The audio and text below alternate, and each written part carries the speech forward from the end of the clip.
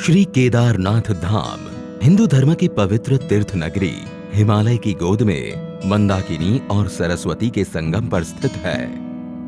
वर्ष 2013 में आई भयावह आपदा से इस तीर्थ नगरी को भारी तबाही का सामना करना पड़ा। ये दृश्य 19वीं सदी का है, जब मंदिर का गरिमामय रूप दूर से ही दर्शित होता था। इसके पीछे की ऊंची बर्फीली पहाड़ियां दृश्य की भव्यता को और बढ़ाती थी। फिर धीरे धीरे इसके चारों ओर अनियोजित इमारतें बन गई और मंदिर मानो कहीं छिप सा गया।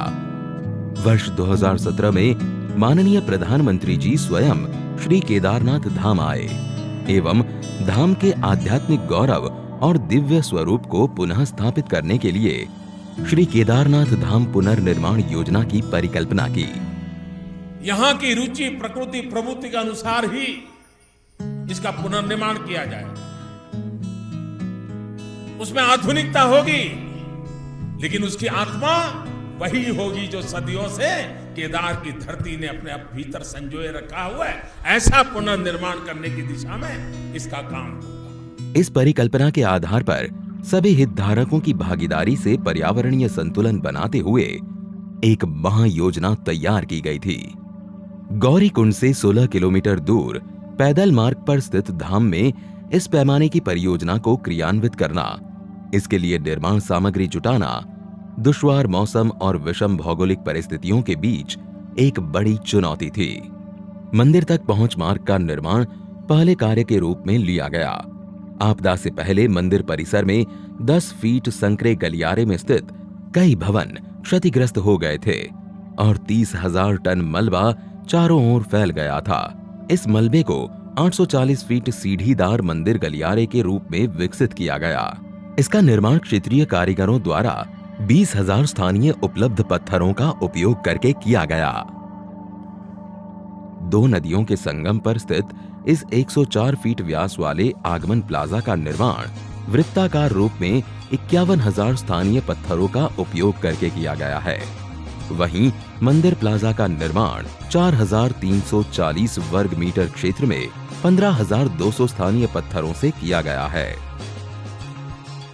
बाढ़ से सरस्वती और मंदाकिनी नदी के किनारों के साथ बह गई भूमि के पुनर्ग्रहण तथा बहुस्तरीय बाढ़ सुरक्षा कर मंदिर परिसर को एक द्वीप के रूप में बहाल करने के लिए दोनों नदियों पर बाढ़ सुरक्षा दीवारों का निर्माण कार्य किया गया। आपदा से क्षतिग्रस्त हो गए तीर्थ पुरोहितों के आवासों के पुनर्निर्माण का कार्य चौथे कार्य के रूप में लिया गया।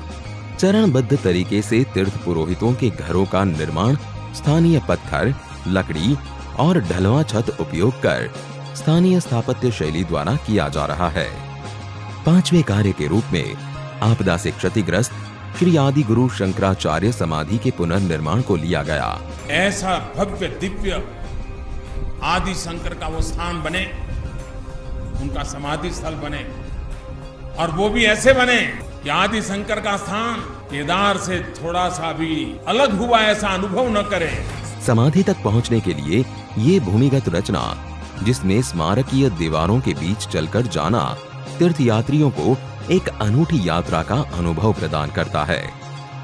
मूर्ति के दर्शन कर चिंतन पथ पर चलते हुए ये यात्रा पर्वतों और विहंगम दृश्यों के दर्शन के साथ समाप्त होती है।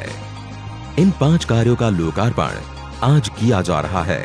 इसी के साथ लगभग 185 करोड़ की लागत से निर्मित हो रहे विभिन्न विकास कार्यों का शिलान्यास भी किया जा रहा है, जिनमें प्रमुख है मंदाकिनी एवं सरस्वती नदियों के तट पर स्नान और धार्मिक अनुष्ठानों को सुगम करने हेतु विशाल संगम घाट का निर्माण, धाम में यात्रियों के सुविधार्थ यात्री सुविधा केंद्र, रेन शेल्टर, जलपान गृह आदि का निर्माण, कुशल तीर्थ क्षेत्र प्रबंधन हेतु पुलिस स्टेशन एवं कमांड एवं कंट्रोल सेंटर का निर्माण, किसी भी अप्रिय घटना एवं विषम भौगोलिक परिस्थितियों में यात्रियों को चिकित्सा सेवाएं उपलब्ध कराने के लिए एक अत्याधुनिक चिकित्सालय का निर्माण किया जा रहा है, जिसमें आपातकालीन सेवाएं, ऑपरेशन थिएटर, आईसीयू आदि की सुविधा होंगी। ये निर्माण योजना मात्र भौतिक सुविधाओं को ध्यान में रखकर नहीं, वरन इस स्थल की लौकिक व तीर्थ यात्रियों की आंतरिक ऊर्जा को पुनः जागृत करने का एक प्रयास है।